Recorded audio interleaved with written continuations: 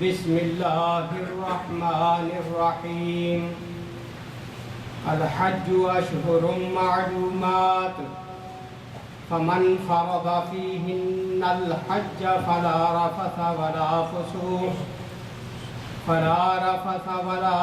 فسوق ولا جدال فی الحج وما تفعلوا من خیر یعلمہ اللہ وتزودوا فإن خير الزاد التقوى واتقون يا أولي الألباب صدق الله العظيم۔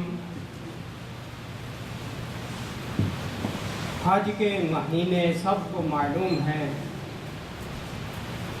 جو شخص ان مقرر مہینوں میں حج کی نیت کرے اسے خبردار رہنا چاہیے کہ حج کے دوران میں اس سے کوئی شہوانی فعل، کوئی گناہ کا کام، کوئی لڑائی جھگڑے کی بات سرزد نہ ہو، اور جو نیک کام تم کرو گے وہ اللہ کے علم میں ہوگا۔ سفر حج کے لیے زاد راہ ساتھ لے جاؤ، اور سب سے بہتر زاد راہ پرہیزگاری ہے۔ پس اے ہوش مندو میری نافرمانی سے پرہیز کرو۔ سورہ بقرہ کی یہ آیت نمبر 197۔ حج کے متعلق اللہ تعالی اہل ایمان کو توجہ دلاتا ہے کہ حج کے مہینے معروف و مشہور ہیں،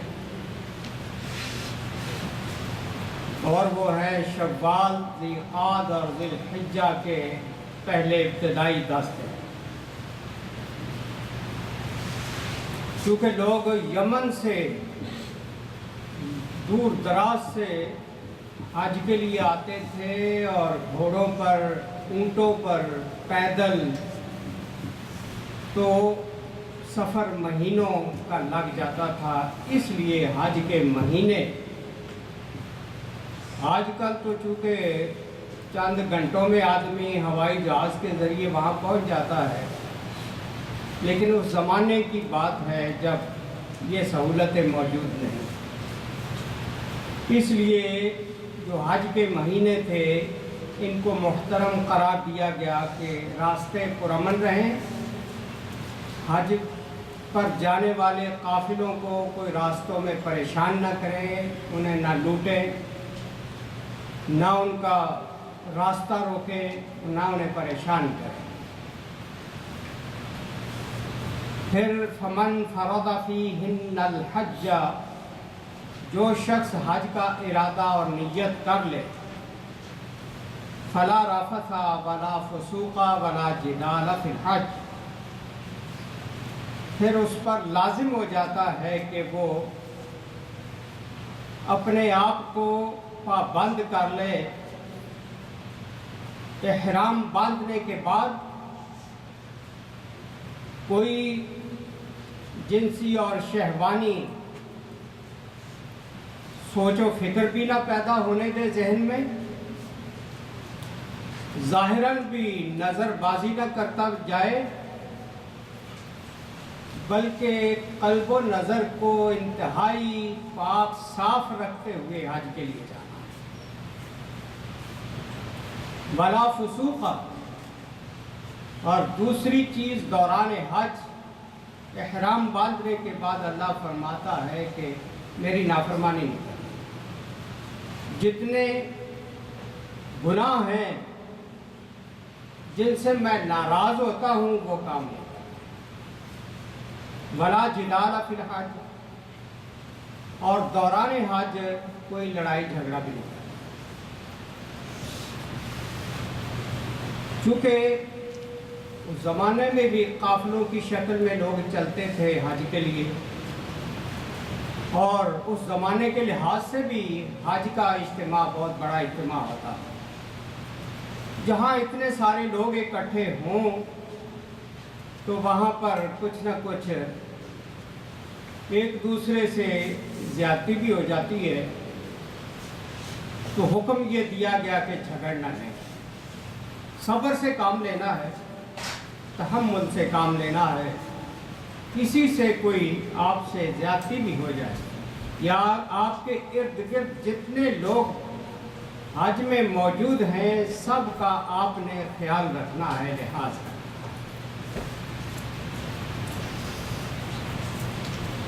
वतज़व्वदू फ़इन्ना खैर ज़ाद तक़वा, सफ़र खर्च जो है वो अपना साथ ले लिया करो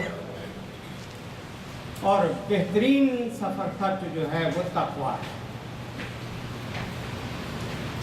इस आयत के पस मंज़र में मुफस्सिरीन ने वो रिवायत दर्ज की है जो सही बुखारी में है। अन इब्न अब्बास रज़ियल्लाहु अन्हुमा क़ाल काना अहलुल यमन यहुज्जूना फला यतज़व्वदून व यक़ूलून नहनु मुतवक्किलून। यमन से आने वाले लोग हज के लिए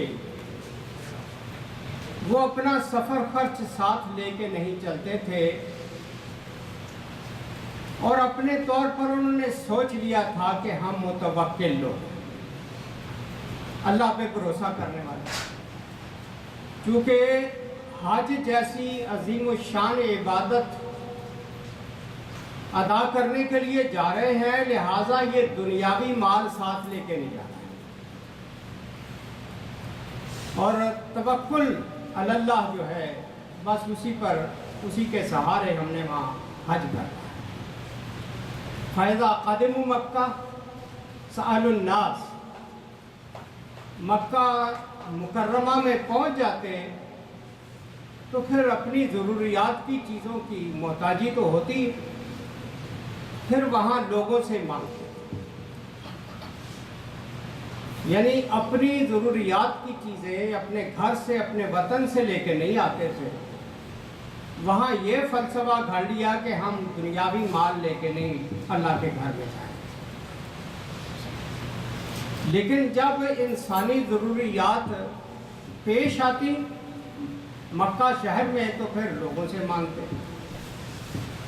क़ाल इमाम अल-बग़वी रहमहुल्लाह इन्नमा युफ़दी हालुहुम इलन नहब वल ग़सब, जब आप पल्ले कुछ नहीं है, ज़रूरत इंसानी बेशुमार है, तो जब आदमी बेइंतहा मोहताज हो जाता है तो फिर वो लोगों से छीना झपटी करते, ज़बरदस्ती लोगों से लेते। अब भूख लगी है, ज़बरदस्ती लोगों से छीन के खाना खाना, प्यास लगी है, ज़बरदस्ती लोगों से पानी छीनना। पानी तो आज तक वहाँ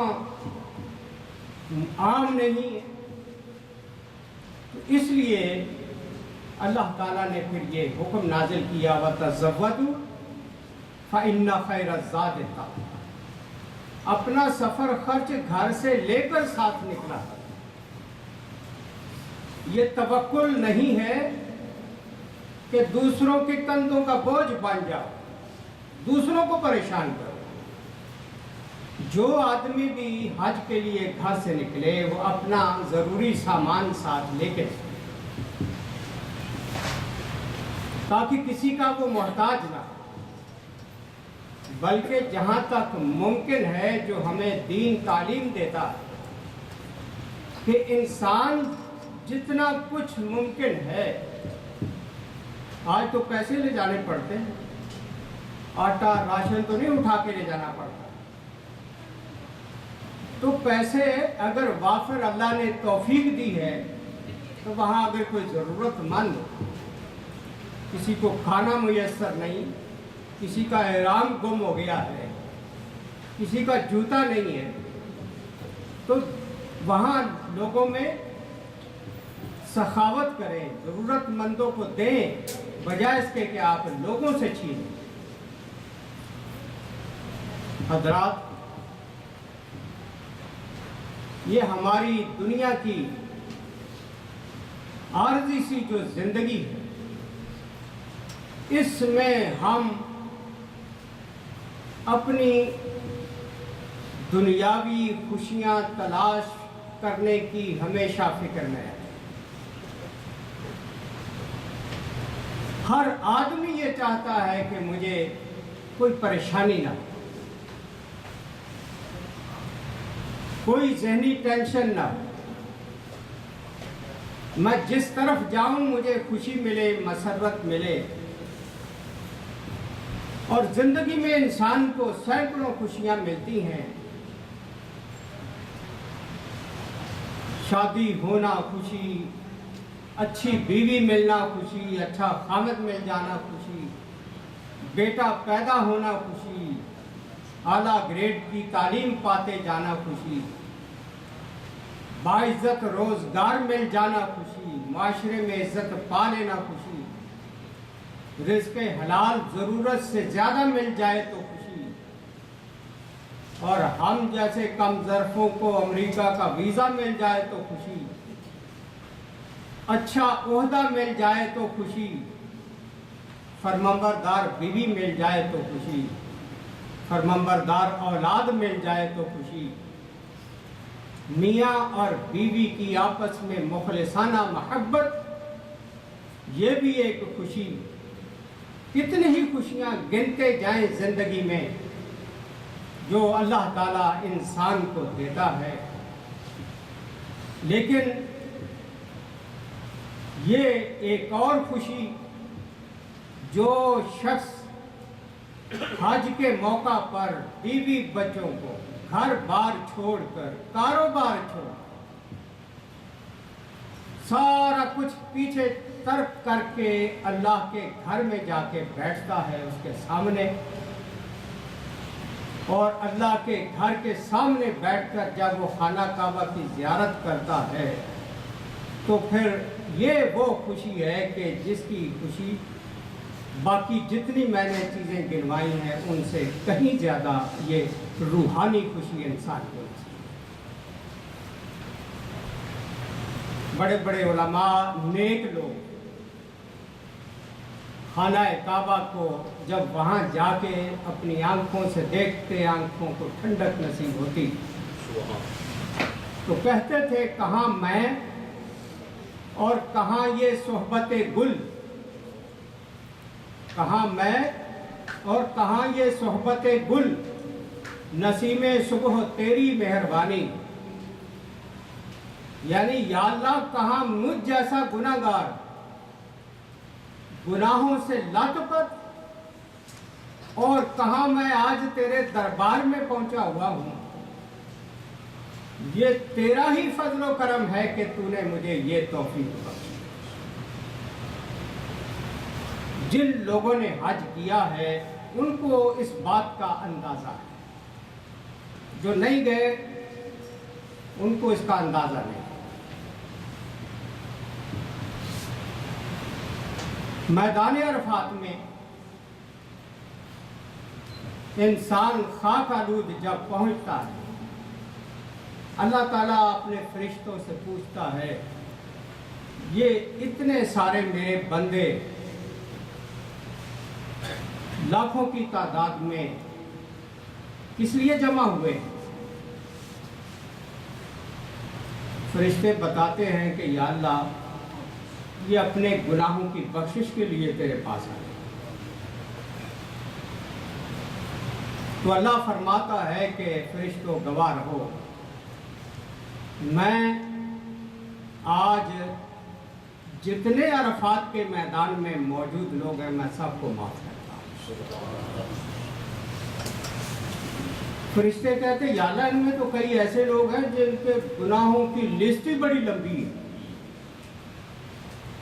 اللہ فرماتا ہے کہ نہیں، آج وہ دن ہے کہ میں نے ہر شخص کو ہی معاف کیا، چاہے اس کے کتنے ہی گناہ۔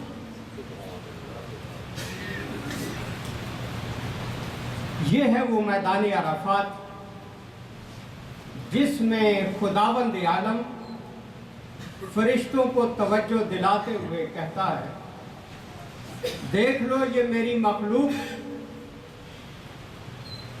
آج میرے سامنے اپنے گناہوں کا اعتراف کرتے ہوئے معافی مانگ رہی ہے، اور اللہ تعالیٰ اس بات پر خوش ہوتا ہے اور فخر کرتا ہے کہ میں نے جتنی مخلوقات پیدا کی ہیں ان میں سے یہ انسان ایک ماسٹر پیس کے طور پر میں نے جو پیدا کیا تھا، یہ آج اس کا حق ادا کر رہا ہے۔ جس غرض کے لیے میں نے اسے پیدا کیا تھا، آج وہ غرض پوری کر رہا ہے۔ دنیا کے کونے کونے سے، مشرق سے مغرب تک انسان وہاں پہنچے ہوئے ہوتے ہیں، میدان عرفات۔ اور حج جو ہے یہ دراصل ایک تو گزشتہ گناہوں کی معافی مانگنے کا بہترین موقع ہوتا ہے، دوسرا کہ تجدید عہد کرنا ہوتا ہے کہ یا اللہ آج تک جو میں کر بیٹھا ہوں وہ تو معاف کر دے، اور آئندہ جو میری زندگی باقی ہے اس میں میں تیری کوئی نافرمانی نہیں کروں گا۔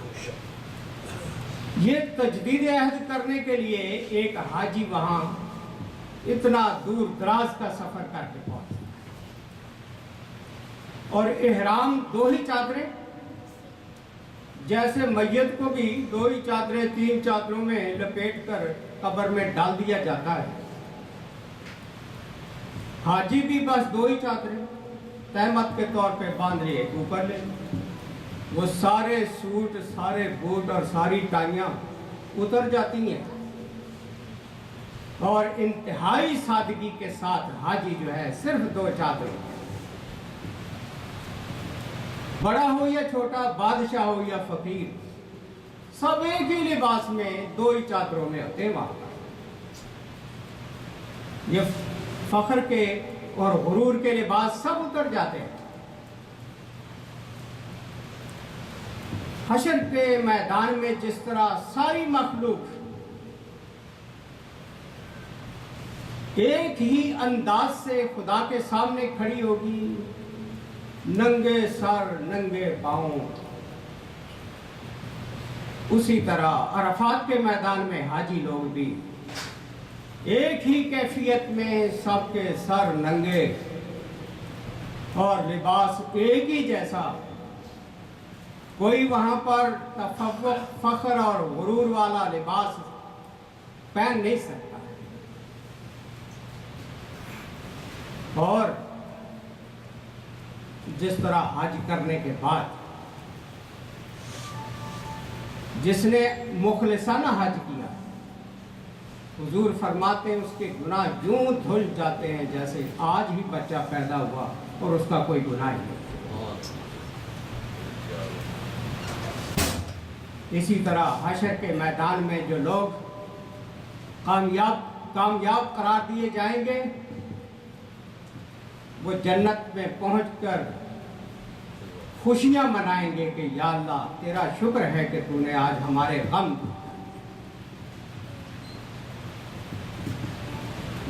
یہاں حاجی اللہ کے گھر کعبہ کی زیارت کرتا ہے، اور جنت میں براہ راست کعبے کے مالک خداوند عالم کی اپنی آنکھوں سے زیارت کرے گا۔ یہاں صرف اس کے گھر کو دیکھتا ہے، وہاں خداوند عالم کو اپنی کھلی آنکھوں سے دیکھے۔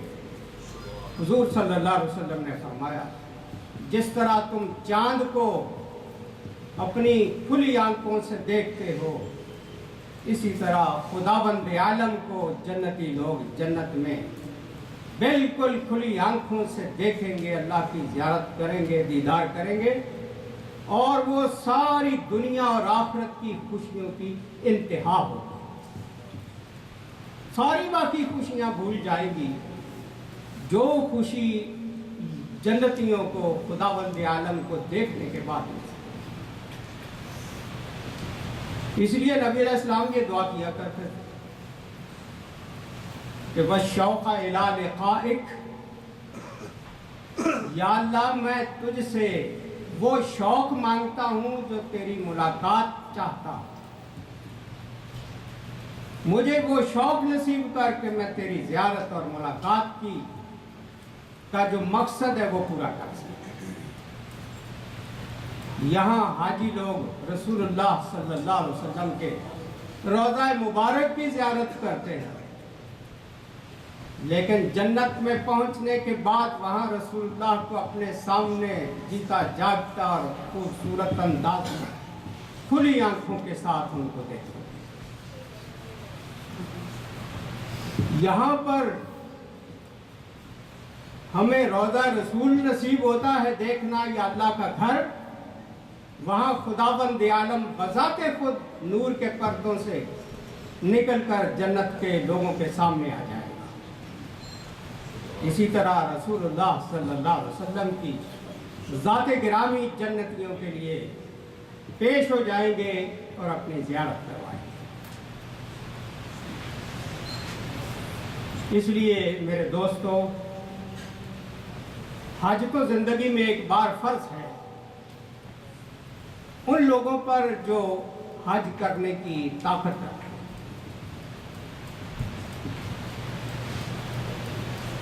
اور اللہ نے جو فرمایا نا وَتَزَوَّدُوا فَإِنَّ خَيْرَ الزَّادِ التَّقْوَىٰ، زاد راہ ساتھ لے کے چلا کرو. اس کا یہ مطلب نہیں ہے جیسا کہ آج ہمارے ذہنوں میں یہ چیزیں آ گئی ہیں. یہاں سے ٹریول ایجنسی سے بات کرتے ہوئے حج پروگرام جو لیتے ہیں تو پوچھتے ہیں جی ہوٹل کیسا ہوگا، کہاں ملے گا، قریب ہوگا یا دور ہوگا، کیا کیا سہولتیں ہوں گی. یعنی آدمی غور کرے کہ جا رہے ہیں حج کے لیے، اللہ کی بندگی کے لیے، اور ساز و سامان وہ تیار کر کے اور سوچ کے جا رہے ہیں جیسے کہیں کسی پکنک پہ جا رہے ہیں. ایسا ذہن نہیں لے کے جانا چاہیے. ٹھیک ہے سفر کا سامان ساتھ ہو، ضروری اشیاء ہونی چاہیے. پاسپورٹ کی فکر ہوتی ہے، ٹکٹ کی فکر ہوتی ہے، کیمرے، موبائل، تصویریں لی جا رہی ہوتی ہیں. ان چیزوں کی فکر نہیں ہونی چاہیے. فکر کس بات کی ہو؟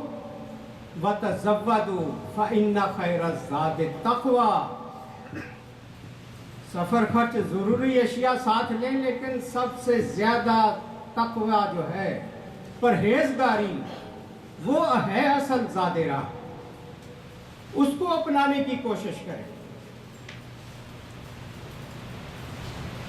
دوران سفر ذکر و اذکار پورے حج میں ایسا نہ ہو کہ ٹولیاں بنا کے جیسے یہاں گپیں ہانکتے رہتے ہیں، وہاں بھی یہی کچھ کر کے آ جائیں تو سارا کیا کرایہ جو ہے وہ ضائع ہو رہ جائے. اور حج کے موقع پر سب سے عظیم الشان عبادت خانہ کعبہ میں پہنچ کر وہ ہے اللہ کے گھر کا طواف کرنا. طواف عظیم الشان عبادت. نفل تو آدمی دنیا کے ہر کونے میں پڑھ سکتا، تلاوت قرآن تو ہر کونے میں دنیا میں ہر مسجد میں کی جا سکتی، گھر میں ہو سکتی. لیکن طواف جو ہے وہ صرف وہی ہوگا اور جگہ ہی کوئی نہیں ہے دنیا. اس لیے یہ عبادت طواف والی جو ہے، اس کو جتنا زیادہ ہو سکے اس کو ادا کرنے کی کوشش کرنی چاہیے. کیونکہ دیگر عبادات ثواب تو ان کا بھی بے شمار ہے، لیکن وہ چیزیں ہم گھر آ کے بھی سب کچھ کر سکتے ہیں. گھر آ کے طواف نہیں کر، اللہ کے گھر کے گرد فقیرانہ انداز میں چکر لگانے کا موقع صرف وہی ملتا ہے.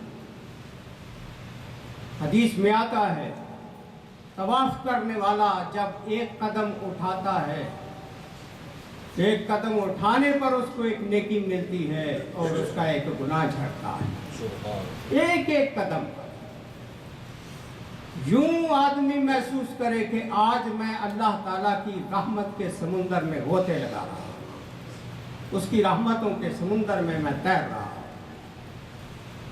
طواف 24 گھنٹے وہاں کیا جا سکتا، کوئی وقت ایسا نہیں جس میں جو مکروہ ہو، جو منع کیا گیا ہو کہ اس ٹائم جی طواف نہیں کیا جا سکتا، سوائے اس کے کہ فرض نماز کھڑی ہو گئی ہے وہ شامل ہو جائے۔ اس کے علاوہ جب جی چاہے، آدھی رات ہو، دوپہر کا وقت ہو، سورج نکل رہا ہو، ڈوب رہا ہو، ہر وقت طواف جو ہے۔ اور خانہ کعبہ کو جاتے ہی جب آدمی دیکھے تو جاتے ہی جیسے ہمیں یہ تعلیم دی گئی مسجد میں داخل ہوتے ہی دو تحیت المسجد کے نفل پڑھا کریں، خانہ کعبہ میں پہنچ کر یہ تحیت المسجد والے نفل نہیں پڑھنے۔ خانہ کعبہ کا تحیت المسجد اس کا طواف ہے، جاتے ہی بس طواف شروع کر دینا ہے۔ یہ ایسے ہی ہے جیسے یہاں ہم آ کے دو نفل ہر مسجد کے اندر ادا کریں۔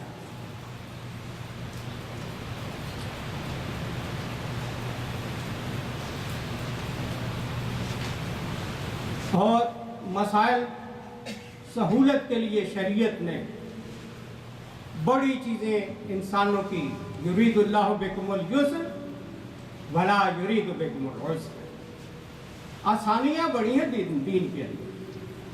حضرت عبداللہ بن عمر رضی اللہ عنہما سے خواتین نے یہ درخواست کی کہ ہم حج پر جاتی ہیں، ہمارے وہ مخصوص ایام اگر آ جاتے ہیں مینسز وغیرہ کے تو ہمارا حج ڈسٹرب ہوتا ہے، اس کا کوئی علاج بتائیں۔ حضرت عبداللہ بن عمر رضی اللہ تعالیٰ عنہما نے فرمایا کہ پیلو کے درخت کے پتے لے کر گھوٹ کر پی لیا کرو، اس سے آپ کے یہ ایام جو ہیں وہ پینڈنگ میں چلے جائیں گے۔ اس زمانے میں صحابہ کرام اور ان کے آگے اولادیں، خواتین خاص طور پہ یہ عمل کر کے اپنے حج کے تمام مناسک پورے کیا کرتی تھی تاکہ کوئی چیز مس نہ ہو پائے۔ اور آج تو یہ وہ کہاں پیلو کے درخت یہاں ملتے ہیں یا ان کے پتے، گولیاں ہی میسر ہیں۔ خواتین کو اگر حج کے موقع پر یا رمضان کے روزے رکھنے کے لیے کہ ہمارے روزے رمضان شریف میں ڈسٹرب نہ ہوں تو وہ گولیاں آج استعمال کر کے اپنے رمضان کے جو سہولت ہے اس کو اویل کر سکتے۔ یعنی یہ فتویٰ 14 صدیاں بعد نہیں کسی نے دیا، بلکہ حضرت عبداللہ بن عمر رضی اللہ تعالیٰ عنہما کا فتویٰ ہے، عظیم و شان صحابی رسول کا فتویٰ ہے۔ اس لیے جو چیز صحابہ کرام سے مل جائے وہ اوتھینٹک ہے شریعت کے اندر اور اس پر عمل کیا جا سکتا ہے۔ کتابوں میں حج کی کتابیں جو ہیں ان میں بے شمار لمبی چوڑی دعائیں لکھی ہوئی ہوتی ہیں، مسائل اتنے مشکل لکھے ہوتے ہیں، سر کو نہ کھجلائیں، داڑھی کو نہ کھجلائیں، جی بال ٹوٹ گیا تو آپ کو ایک بکری کا دم دینا پڑے گا، اس طرح کے مسائل۔ حقیقت یہ ہے شریعت نے اتنا تنگ نہیں کیا، صرف خشکی کے جانور کا شکار کرنا احرام کی حالت میں منع ہے، اور اگر کوئی کر بیٹھے تو اس کو یہ بکرے کا دم بکری کا دینا پڑے گا، یا وقت سے پہلے سر منڈوا لیا حلق پھر اس کو دم دینا پڑے گا۔ اس کے علاوہ کسی چیز کا دم نہیں ہے، چاہے آدمی کے خارج کرتے ہوئے بال ٹوٹ جائیں، چاہے اس کا خون نکل آئے۔ وہ کسی کتاب میں ایسے ہی اسی مشکل مسائل لکھے ہوئے تو کوئی شخص پڑھ کے کہنے لگا کہ अब इसका तो मतलब ये है कि हर चीज़ पर इन्होंने दम लिख दिया, अगर ये हो गया तो एक आप बकरी दम देनी पड़ेगी, ये हो गया तो दम देना पड़ेगा। कहने लगा यूँ तो हमसे ये छोटी छोटी बेशुमार गलतियाँ होती चले जाएंगी, इसका मतलब ये है कि हम पूरा ट्रक भर के पहले बकरियों का साथ लेके जाए, फिर हमारा हज होगा। इसलिए मेरे दोस्तों, बल्कि सहूलत यहाँ तक शरीयत ने की, ख़ास तौर पे इन मुल्कों से जाने वाले हाजी जो तहमत बांधने के आदी नहीं, इनको अगर ख़तरा हो कि मैं एहराम की चादर बांधूंगा तो कहीं खुल न जाए, कहीं मैं नंगा ना हो जाऊं, बेसतर ना हो जाऊं, ऐसे लोगों के लिए इस बात की खुली इजाज़त है कि वो अपने अंडरवेयर पहन सकते हैं। किताबों में अगरचे लिखा है कि सिली हुई चीज़ पहनना मना है, लेकिन इसकी दलील सही बुखारी के अंदर मौजूद है। हज़रत आयशा रज़ियल्लाहु अन्हा के खादिम हज के लिए उनका पालान उठा के कंधों पर पालकी उठा के ले जा रहे थे, और वो खादिम जो थे उन्होंने भी चादरें पहनी हुई थी एहराम की, ऊपर से हाथों से तो वो पालकी को पकड़ा होता था, नीचे से हवा आती तो वो बेचारे बेसतर होते, बेपर्दा होते थे। हज़रत आयशा ने उनको हुक्म दिया कि आप लोग नीचे से अंडरवियर पहने। अब हज़रत आयशा जैसा की शख्सियत जब इस बात का हुक्म देती तो वो शरीयत के अंदर एक ऑथेंटिक बात हो जाती है, और ये किसी कमज़ोर सोर्स से नहीं आई बल्कि सही बुखारी के अंदर मौजूद है।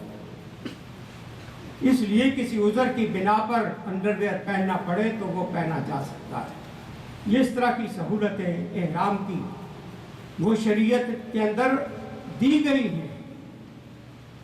अफसोस तो यह है कि कम इन लोग नमाज के मसाइल पर किताबें लिखें या हज के या जो भी, इतने मुश्किल चीज़ें लिख देते हैं, पढ़ने वाले परेशान होते हैं। जितना दीन आसान है उतना ही मुश्किल करके रखते हैं। पढ़ने वाला घबरा जाता है कि मैं कैसे इन पे अमल कर सकता हूँ। मैं एक बार हज पे गया तो मुझे एक नौजवान मिला, उसके पास PIA की छपी हुई किताब रहनुमाए हज, मोटी सी। वो बेचारा पढ़ के मेरे पास आया कैंप में मिना में, मुझे कहने लगा जी ये किताब पढ़ के तो मुझे मेरा हौसला ही टूट गया है कि मेरा तो हज होगा ही नहीं, जो कुछ इसमें लिखा है इसमें तो मैं नहीं अमल कर सकता। यानी हर फेरे पर लंबी लंबी दुआएं, मन घड़त। हकीकत ये है किसी हदीस में उनका जिक्र नहीं, बस लिखते जाते, मक्खी पे मक्खी मार के चले जाते। हज जितना आसान था उसको मुश्किल बनाने की कोशिश। अच्छा, फिर ये मुश्किल चीज़ें लिख लेकर कोशिश करते हैं कि शायद हमारा दुनिया माने कि ये बहुत बड़े आलिम, इल्मियत बिगाड़ने के लिए इस तरह के काम करते हैं। हालांकि दीन इतना आसान था।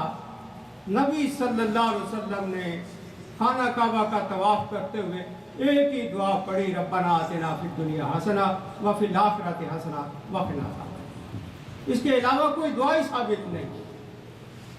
तो जितनी मनगढ़ंत दुआएं इधर उधर से लिखी हुई किताबों में ये लिखने वाले ज्यादती करते हैं, और पढ़ने वाले हाजी हज पर जब जाते हैं तो वो परेशान होते हैं। इसलिए आसान सा जो दीन है, जितना नबी अलैहिस्सलाम ने बताया उसी पर अमल करें, इंशाअल्लाह इसी के अंदर कामयाबी है।